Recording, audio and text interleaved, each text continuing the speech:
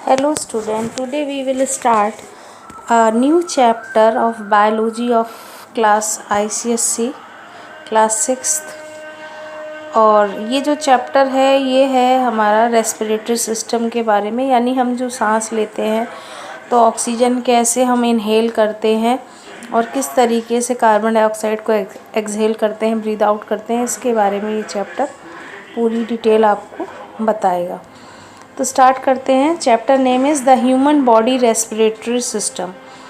तो अगर हम बात करें कि रेस्पिरेशन जो है वो कैसे स्टार्ट होता है, तो रेस्पिरेशन में हमारी बॉडी में ऑक्सीजन को इनहेल किया जाता है नॉस्ट्रल से, नाक से, और उस ऑक्सीजन से हमारी अंदर जो खाना हमने खाया है, फूड एक्ट लाइक का फ्यूल, उसको बर्न किया जाता है, जला दिया जाता है, ऑक्सीडाइज किया जाता है और एनर्जी प्रोड्यूस होती है in the form of ATP, energy currency of the cell. ATP का फुल फॉर्म होता है एडिनोसिन ट्राईफॉस्फेट। तो एडिनोसिन ट्राईफॉस्फेट हमारे अंदर बनता है और उससे हमें एनर्जी मिलती है। तो 38 एटीपी के मॉलिक्यूल प्रोड्यूस होते हैं जब एक ग्लूकोज का मॉलिक्यूल बर्न होता है हमारी बॉडी में।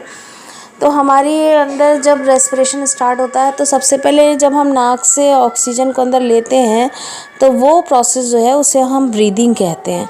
और जब वो ऑक्सीजन हमारे लंग्स में जाके केमिकल रिएक्शन करने लगती है, आरबीसीज में, रेड ब्लड सेल्स में चली जाती है अंदर, हीमोग्लोबिन पिगमेंट होता है वहाँ पर, लाल रंग होता है, उसके साथ मिक्स होकर जब ऑक्सी हीमोग्लोबिन बनाती है तो वो हमारा रेस्पिरेशन होता है। तो ब्रीदिंग जो है वो एक तरीके से मैकेनिकल प्रोसेस है, जबकि रेस्पिरेशन एक बायोकेमिकल प्रोसेस है।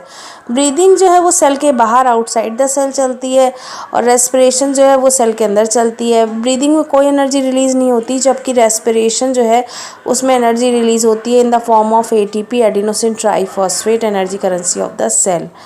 और ब्रीदिंग जो है only exchange of respiratory gases takes place, जबकि in respiration oxidation means burning of glucose takes place to release energy and carbon dioxide and water.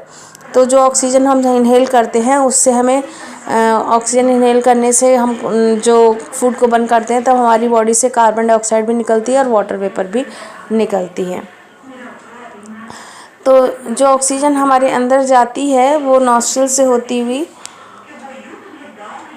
हमारे एल्वेलाई में पहुंचती है। सबसे पहले नोज़ में जाती है ऑक्सीजन, नोज़ के पीछे वाले हिस्से को हम फेरिंग्स कहते हैं, और फेरिंग्स में जाने के बाद ये पहुंचती है लैरिंग्स में, जहां साउंड बॉक्स होता है, एडम्स एप्पल भी बोलते हैं। यहाँ पे वाइब्रेशन होते हैं जिससे साउंड प्रोड्यूस होती है, जिससे जो हम बोलते हैं। फिर लैरिंग्स के नीचे एक पाइप होती है ट्रैकिया, और ट्रैकिया जो है वो विंड पाइप है और उसी में ऑक्सीजन अंदर जाती है। ट्रैकिया कभी नहीं सिकुड़ती, कभी कोलैप्स नहीं करती, क्योंकि इसमें सॉफ्ट बोन यानी कि कार्टिलेज की शी शेप्ड रिंग होती है, जिसकी वजह से कोलैप्स नहीं करती है ये। क्योंकि अगर ट्रैकिया कोलैप्स कर जाएगी, चिपक जाएगी, तो फिर हमारी डेथ हो जाएगी ऑक्सीजन की डेफिशिएंसी से, कमी से। ट्रैकिया आगे चल के दो ब्रांचेस बना लेती है जिन्हें ब्रोंकाई कहते हैं। ब्रोंकाई फर्दर डिवाइड होकर कई ब्रांचेस बनाती है, उसे हम बोलते हैं ब्रैंक्यूल्स। और ब्रैंक्यूल्स फाइनली छोटे छोटे बैलून लाइक स्ट्रक्चर बनाता है, निडल लाइक स्ट्रक्चर बनाता है, that is known as alveoli. Alveoli जो है वो सबसे लास्ट यूनिट होती है लंग्स की, और पूरा लंग्स जो है स्पॉन्जी होता है एल्वेलाई की वजह से। एल्वेलाई की जो स्ट्रक्चर है वो थिन होता है, निडल लाइक, वेरी फाइन। वहाँ पर डिफ्यूज़न की प्रोसेस होती है, यानी एक्सचेंज ऑफ गैसेस होता है, O2 ले ली जाती है और CO2 को बाहर निकाल दिया जाता है। और एल्वेलाई की अगर हम बात करें तो bronchioles open into these air sacs, they are called alveolar sac. Each alveoli sac is made up of cluster of thin walled balloon like structure called alveoli। Singular form में से alveolus बोलते हैं। alveoli have moist wall and are richly supplied with blood capillaries। capillaries means arteries और veins के junction को हम बोलते हैं capillaries। capillaries में मिक्स ब्लड होता है। This make diffusion of gases easy. उसके बाद एल्वेलाई से बनता है lungs. There are 2 lungs located in the chest cavity. The lungs are spongy organ. The left lung has 2 lobes। हमारा जो लेफ्ट लंग है उसमें 2 चैम्बर होते हैं, वाइल द राइट लंग है divided into 3 lobes। Right lung 3 chamber में divided होता है। The lung enclose the bronchi and bronchioles and then alveoli. The lungs are covered by a pair of membrane called pleural membranes. तो lungs की covering को pleura कहते हैं और दो होती हैं ये, और इन दोनों मेम्ब्रेन्स के बीच की में जो जगह होती है वहाँ पे एक लिक्विड भरा होता है जिसे प्लूरल फ्लूइड कहते हैं. The space between the two membranes is filled with a fluid called pleural fluid. फिर किस तरीके से ब्रीदिंग की प्रोसेस होती है हमारे अंदर? Passage of air during breathing. Air enter the human body through the nose, यानी कि नाक के छेद को हम बोलते हैं nostrils. The dust particle and germs are trapped by the hair, और जो नाक के बाल होते हैं वो डस्ट पार्टिकल को ट्रैप करके क्लीन एयर को हमारे अंदर भेजते हैं ट्रैकिया में, और टेम्परेचर को भी मेंटेन कर लेते हैं. जो हमारे नॉस्ट्रल हैं उनमें एक म्यूकस चिपचिपा पदार्थ होता है, सब्सटेंस होता है जो कि सारी गंदगी को चिपका लेता है. The dust particle and the germs are trapped by the hair and the mucus present in the nasal passage. From the nose the air enter the pharynx. The lower part of the pharynx leads to the larynx or the voice box.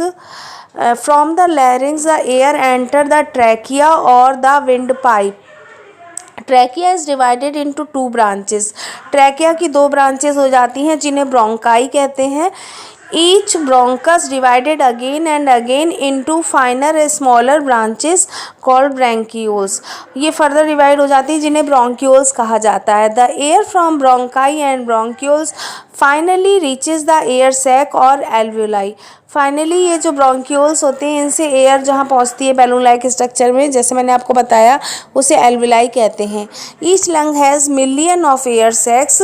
These are thin walled and richly supplied with blood capillaries which make diffusion of gases easy. The pathway of passage of air till it reaches the lung is shown. आपको diagram में हम ये दिखा रहे हैं किस तरीके से जो पैसेज है वो जाता है और एयर जो है वो अंदर चली जाती है. अब मैंने आपको बताया कि जो हमारे ब्लड में जब ये ऑक्सीजन जाती है तो ब्लड में एक रेड कलर का पिगमेंट होता है जिसे हम बोलते हैं हीमोग्लोबिन. हीमोग्लोबिन जब ऑक्सीजन जो हमने इनहेल किया है उसके साथ कंबाइन करता है तो बनाता है oxy haemoglobin. Oxy haemoglobin blood के थ्रू हमारे हर सेल हर टिश्यू में जाता है जहाँ पर ऑक्सीजन को रिलीज़ कर दिया जाता है और जो खाना हमने खाया था उस फूड को बर्न किया जाता है, ऑक्सीडाइज किया जाता है. बदले में प्रोड्यूस होती है कार्बन डाइऑक्साइड और यूरिया एंड थोड़ा वाटर. जो CO2 हम नॉस्ट्रल से बाहर निकाल देते हैं, यूरिया का फॉर्मेशन किडनी में जाके यूरिन बना देता है और जिसे यूरिनेशन के थ्रू हम बाहर निकाल देते हैं. तो इस तरीके से ये प्रोसेस होती है. Oxygen is carried in the form of all parts of the body, the cell. The carbon dioxide that is release diffuse into the blood. It is carried the lungs is mainly 2 different ways. Most of the carbon dioxide is converted into carbonic acid in RBC, while some parts combine with the hemoglobin to form कार्बोऑक्सीहीमोग्लोबिन. इस तरीके से जो CO2 निकलती है waste product की form में वो haemoglobin के साथ कंबाइन करके कार्बोक्सीहीमोग्लोबिन बना लेती है और ये कार्बोक्सी